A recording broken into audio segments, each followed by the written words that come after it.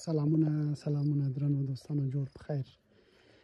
د بامیان ولایت یکاولنګ سبزی درې ته راغلی یم. دلته یو ښوونځی دی د وطن دا ملالې چې د افغانستان راتلونکی دی.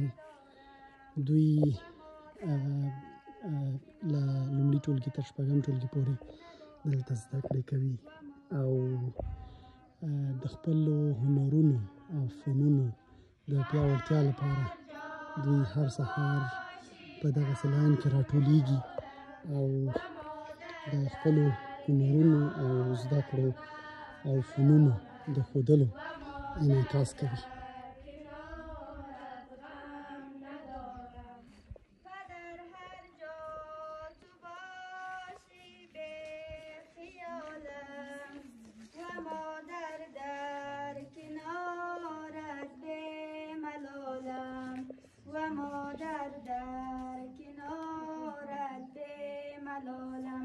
پدر هر جا تو باشی کم ندارم و